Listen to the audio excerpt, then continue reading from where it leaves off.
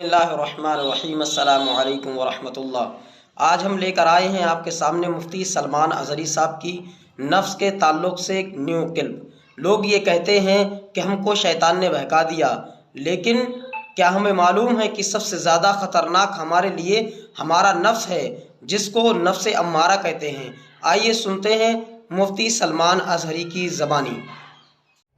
قرآن کی ایک آیت میں نے پڑھی، اللہ فرماتا ہے وَأَمَّا مَنْ خَافَ مَقَامَ رَبِّهِ وَنَهَى النَّفْسَ عَنِ الْهَوَىٰ، اور وہ شخص جو اپنے رب کے حضور کھڑے ہونے سے خوف کیا، ڈر گیا، وَنَهَى النَّفْسَ عَنِ الْهَوَىٰ، اور خواہشات نفسانی کے خلاف کیا، نفس کچھ اور چاہ رہا تھا، تم اس کی طرف نہ جا کر اللہ کے حضور کھڑے ہونے کا تمہارے دل میں احساس پیدا ہوا، خوف آ گیا. اس کا اجر جانتے ہو کیا ہے؟ قرآن کہتا ہے فَإِنَّ الْجَنَّةَ هِيَ الْمَأْوَىٰ، تو ایسے آدمی کا ٹھکانہ تو جنت ہی ہے، اس کا ٹھکانہ سیدھے جنت ہے. خواہشات نفسانیہ یہ ہر ایک کو دی گئی ہیں، یہ انسان کے ساتھ ساتھ چل رہی ہیں، اسی سے جنگ ہماری پوری کنٹینیو موت تک چلتی رہتی ہے. دنیا میں دوست بھی بنتے ہیں، دشمن بھی بنتے ہیں، دوست چھوٹ سکتے ہیں اور دشمن ختم بھی ہو سکتے ہیں، لیکن تمہارا نفس تمہاری موت تک ساتھ رہتا ہے، ہر گھڑی ساتھ رہتا ہے. وہ نفس ہمارے ساتھ ہے جس نے شیطان کو بھی گمراہ کیا. آپ سوچ سکتے ہیں ہر برے کام میں ہم یہ کہتے ہیں کہ شیطان نے بہکا دیا، شیطان نے بہکا دیا، یہی کہتے ہیں. نماز نہیں پڑھے شیطان ورغلایا، بہکایا، صبح نماز میں نہیں آئے شیطان سلا دیا. مجھے یہ بتاؤ آدم علیہ السلام کو سجدہ کرنے سے جو شیطان نے انکار کیا، اس کو کس نے منع کیا؟ ساری دنیا کو شیطان بہکاتا ہے تو شیطان کو کون بہکایا؟ تو محدثین فرماتے ہیں یہ نفس امارہ ہے جو ہر ایک کے ساتھ ہے، یہ شیطان کو بھی ہرا سکتا ہے، وہ شیطان کو بھی شکست دیتا ہے، وہ سب کے ساتھ ہے، وہ سب کے ساتھ ہے. اس نفس کو، اس خواہشات کو اگر کوئی چیز دنیا میں کنٹرول کر سکتی ہے تو وہ صرف ذکر اللہ ہے. اللہ کا ذکر اسے قابو میں رکھ سکتا ہے.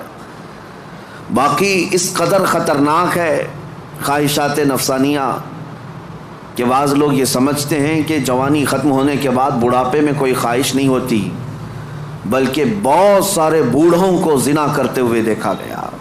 اور میرے آقا صلی اللہ علیہ وسلم فرماتے ہیں روئے زمین کے سب سے بدترین لوگ ہوں گے وہ جن کی طرف قیامت کے دن اللہ نظر بھی نہیں فرمائے گا. کچھ لوگوں کے بارے میں حدیث میں ہے قیامت کے دن رب تعالیٰ ان کی طرف نظر بھی نہیں فرمائے گا. یہ کون لوگ ہیں جو بڑھاپے میں بھی جا کر گناہ نہ چھوڑ سکے؟ اور وہ کون سے بوڑھے ہیں جو بڑھاپے میں بھی نہیں چھوٹ سکے ان سے گناہ؟ یہ وہی لوگ ہیں جو خواہشات نفسانی کے غلام تھے. مولا علی کرم اللہ وجہہ الکریم فرماتے ہیں اللہ نے ہر ایک کے ساتھ نفس بھی دیا، عقل بھی دیا. نفس کیا ہے؟ تمہارے خواہشات، اور عقل تمہیں فیصلہ کر کے بتاتی ہے. لیکن حضرت علی کرم اللہ وجہہ الکریم فرماتے ہیں جس کا نفس عقل پر غالب آ گیا اس آدمی سے زندگی میں کبھی خیر نہیں ہوگی، وہ کوئی صحیح فیصلہ نہیں لے سکے گا. جس کا نفس اس کی عقل پر غالب آ گیا، اور جس نے اپنے نفس کو ہرا دیا، شکست دیا، تو اس کی عقل اتنی پاورفل ہوتی ہے کہ وہ ہزاروں کو زیر و زبر کر سکتا ہے اور دنیا کے بڑے فیصلے لے سکتا ہے. جس نے اپنے نفس کو کنٹرول میں رکھا، اپنے خواہشات کو اپنے تابع رکھا، خود اس کا غلام نہیں بنا. میرے عزیزو، قرآن کی ایک آیت میں آپ کو بتاتا ہوں کتنا بڑا لفظ اللہ تعالیٰ نے قرآن میں فرمایا. توجہ، کتنا بڑا لفظ ہے یہ. ارأیت من اتخذ الہہ ہوا، اے محبوب کیا آپ نے نہیں دیکھا کچھ لوگ ایسے ہیں جنہوں نے اپنی خواہشات کو اپنا خدا بنا لیا. معبود، الہ کا مطلب ہے معبود، جس کی عبادت کی جائے اس کو کیا کہتے ہیں؟ معبود. اور قرآن کہتا ہے کچھ لوگ ایسے ہیں جنہوں نے اپنے نفس کو، اپنی خواہشات کو اپنا معبود بنا لیا. یہ قرآن کی آیت ہے، 2 جگہ آئی ہے. اب اتنا بڑا لفظ نفس کے لیے اللہ فرما رہا ہے کہ کئی لوگوں نے اس کو بت بنا لیا، اپنا معبود بنا لیا. کیوں؟ اس لیے کہ یہ وہی کرتے ہیں جو ان کا نفس چاہتا ہے. تو گویا کہ اس کی عبادت کر رہے ہیں. خواہشات کی پیروی کر رہے ہیں. نفس صبح اٹھا گناہ کی طرف کھینچا, آپ چل پڑے, گویا کہ اس کی عبادت میں لگے ہوئے ہیں. کبھی تو اسے شکست دو, کبھی تو اسے ہراؤ. رات کے وقت گناہوں کے اڈوں پر جانے کی جیسی خواہش ہوتی ہے, کیا اپنے آپ کو مارتے ہو؟ میں تمہیں بتاؤں, خواہشات تو بہت دور کی بات ہے, گناہوں کی خواہشات بہت دور کی بات ہے. سیدنا ابو بکر شبلی رحمۃ اللہ تعالیٰ علیہ سلسلہ قادریہ کے بڑے مشہور بزرگ ہیں, جن کے نام سے ہم شجرے میں پڑھتے ہیں, بہر شبلی شیر حق دنیا کے کتوں سے بچا. وہ حضرت ابو بکر شبلی جب رات کے وقت عبادت کے لیے آتے تھے تو اپنی آنکھوں میں نمک کا سرما لگاتے تھے. کیوں؟ صرف اس لیے کہ نیند اگر آئی تو گویا کہ میں اپنی خواہش کا غلام ہو گیا, اپنے رب کا نہیں. عبادت اس کی ہو رہی ہے اور میں خواہش کے پیچھے چل رہا ہوں. حالانکہ نیند جو ہے یہ فطری چیز ہے, کسی کو کہیں پہ بھی آ جاتی ہے. اولیاء کاملین تو اس سے بھی اپنے آپ کو بچاتے تھے کہ وہ آنکھوں میں نمک پھیر لیتے تھے جس سے آنکھوں میں خون نکل آتا تھا. لوگ کہتے بھی تھے تو کہتے کہ اگر اللہ کی عبادت کے دوران اونگ آتی ہے, جھپکی آتی ہے, تو ان آنکھوں کی سزا یہی ہے کہ انہیں نمک لگا دیا جائے. اور حضرت شاہ مینا رحمۃ اللہ علیہ لکھنؤ میں آرام فرما ہے, حضرت شاہ مینا, ان کا حال تو یہ تھا کہ جب رات کو عبادت کے لیے کھڑے ہوتے تو ایک اونچی دیوار پر وہاں کھڑے ہو کر نماز پڑھتے. ادھر بھی کھائی ہے, ادھر بھی کھائی ہے, کھڑے رہتے. لوگ کہتے کہ نماز پڑھنے کے لیے اتنی جگہ ہے, اس دیوار پر کیوں جا کر نماز پڑھتے ہیں؟ حضرت شاہ مینا فرماتے تاکہ میں ہمیشہ اللہ کی عبادت میں مصروف رہوں. اگر نیند آئی تو میرا جسم دیوار سے نیچے آ سکتا ہے اور اس جسم کو وہی سزا ملنی چاہیے جو اپنے رب سے غافل ہوتا ہو. نفس کے خلاف وہ اولیاء جنگ کرتے رہے, لڑتے رہے. سب سے بڑی خطرناک چیز آج ہمارے ساتھ جو چل رہی وہ ہمارے خواہشات ہیں.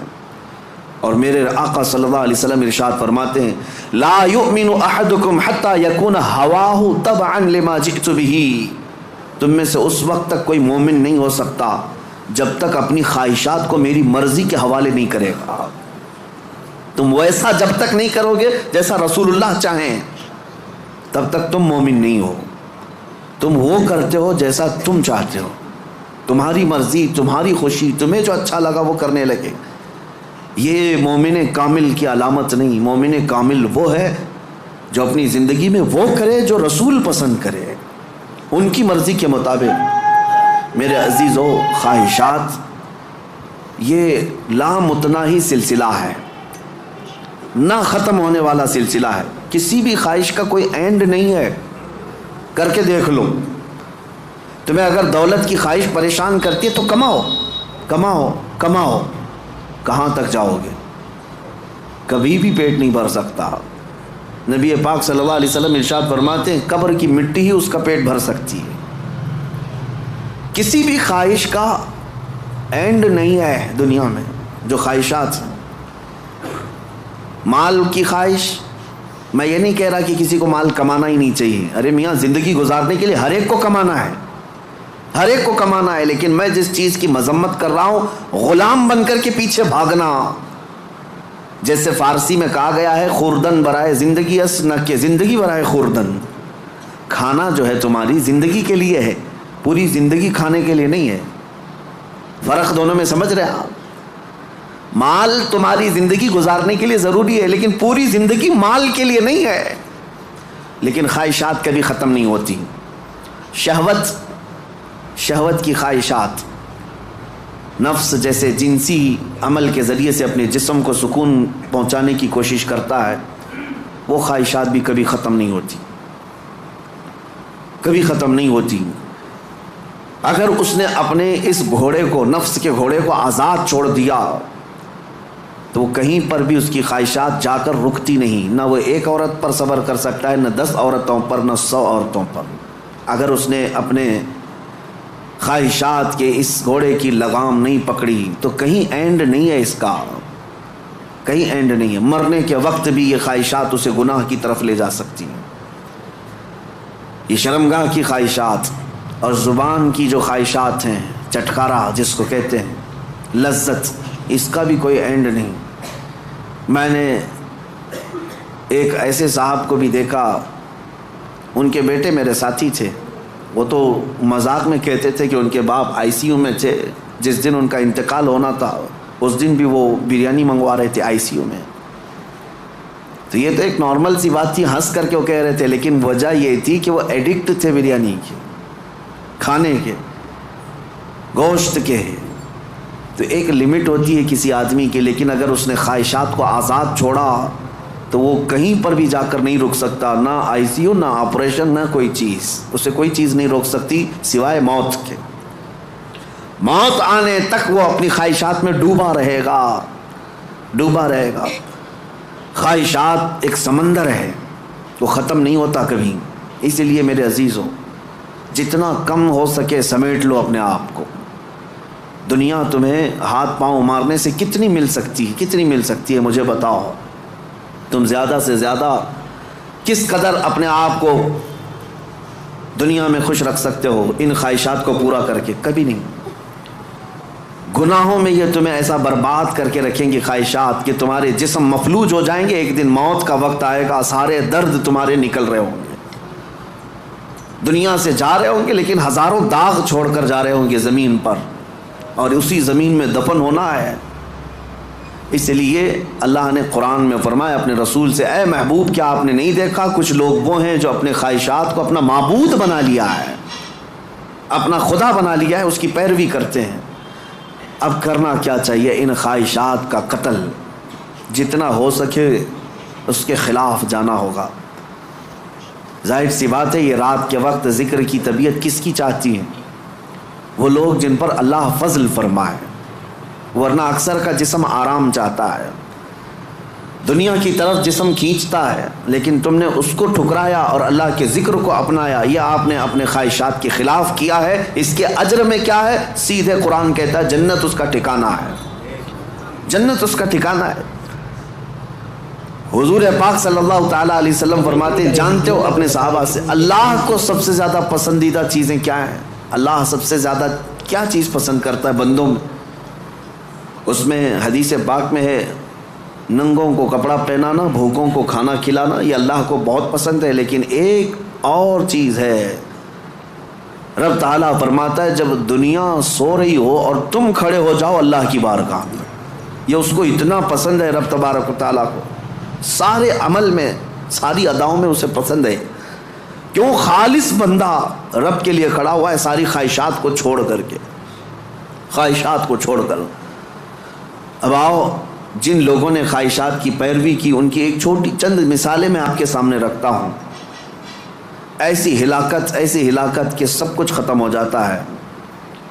میرے عزیزو، سلطان الاولیاء سیدنا غوث اعظم جیلانی بغدادی رضی اللہ تعالیٰ عنہ ارشاد فرماتے ہیں، جس شخص کو اپنی خواہشات پر قابو نہیں، اس کا نفس اسے کفر تک لے جا سکتا ہے، اس کا نفس اسے شرک تک لے جا سکتا ہے اور اسے کافر بنا کر دنیا سے لے جائے گا۔ ایسے حالات بھی ہم نے دیکھے، خواہشات نے انسان کو کافر بھی بنا دیا، کبھی مال کی خواہش، کبھی عورت کی خواہش، کبھی کسی اور چیز کی خواہش۔ اللہ اکبر، وہ صحابہ کیسے تھے جنہوں نے اپنی ساری خواہشات کو میرے مصطفیٰ کی مرضی پر قربان کر دیا تھا، ہر چیز کو قربان کیا تھا، ہر چیز کو قربان کیا۔ آؤ میں تمہیں وہ بات بتا دوں جو سیدنا ابراہیم علیہ الصلاۃ والتسلیم کے متعلق قرآن میں آیا ہے۔ وَإِذْ قَالَ إِبْرَاهِيمُ رَبِّ أَرِنِي كَيْفَ تُحْيِي الْمَوْتَى قَالَ أَوَلَمْ تُؤْمِنْ قَالَ بَلَىٰ وَلَٰكِنْ لِيَطْمَئِنَّ قَلْبِي قَالَ فَخُذْ أَرْبَعَةً مِّنَ الطَّيْرِ فَاصْرُهُنَّ إِلَيْكَ ثُمَّ اجْعَلْ عَلَىٰ كُلِّ جَبَلٍ مِّنْهُنَّ جُزْءًا ثُمَّ ادْعُهُنَّ يَأْتِينَكَ سَعْيًا۔ قرآن کہتا ہے ابراہیم علیہ السلام نے ایک بار اللہ کی بارگاہ میں ذکر کیا کہ مولا تو مرے ہوئے لوگوں کو دوبارہ کیسے زندہ کرتا ہے؟ اللہ نے پوچھا کیا ابراہیم تمہیں اس بات پر یقین نہیں ہے؟ عرض کیا مولا یقین ہے لیکن آنکھوں سے دیکھنا چاہتا ہوں، تو مردے زندہ کیسے کرتا ہے؟ رب تعالیٰ نے فرمایا 4 پرندے لے لو، ان کو ذبح کرو، ان کا گوشت پورا قیمہ بنا کر مکس کر لو، اور 4 پہاڑوں پر تھوڑا تھوڑا سب کا گوشت رکھ کر کے آؤ، اور پھر ان پرندوں کے نام لے کر پکارو، وہ اڑتے ہوئے آئیں گے۔ حضرت ابراہیم علیہ السلام نے 4 پرندے لیے، ایک کوا، ایک مرغا، ایک کبوتر اور ایک مور. ان 4 پرندوں کا ذکر ہے. کوا، کبوتر، مرغا، مور. یہ 4 پرندے ذبح کیے، سب کا گوشت مکس کیا اور 4 پہاڑوں پر رکھ کر آئے اپنی جگہ پر. ان کی سب کی منڈیاں ان کے پاس تھیں، سر ان کے پاس تھے.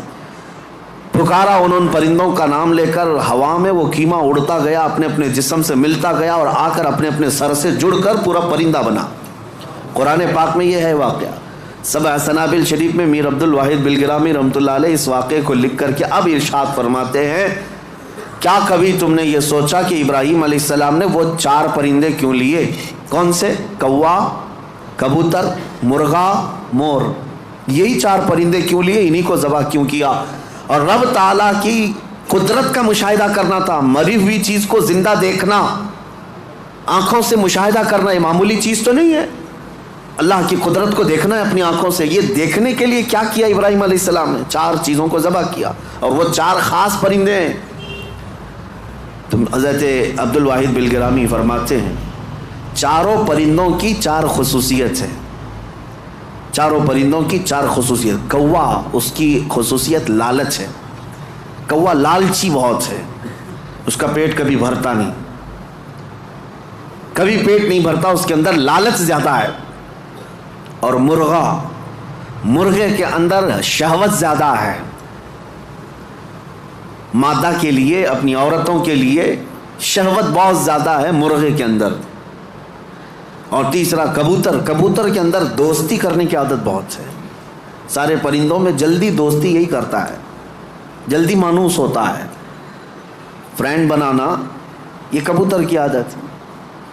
چوتھا مور، مور کو اپنی خوبصورتی دکھانے کی خواہش بہت زیادہ ہے، نمائش، دکھاوے کی عادت اس کو بہت زیادہ ہے. جب 4 لوگ کھڑے ہوں گے اپنے پر کھول کر کے ناچتا رہے گا، اس کی خوبصورتی دیکھو. اب حضرت میر عبد الواحد فرماتے ہیں 4 پرندوں کی خصوصیتیں پتہ ہے؟ کوے کی لالچ، مرغے کی شہوت، کبوتر کی دوستی اور مور کی نمائش.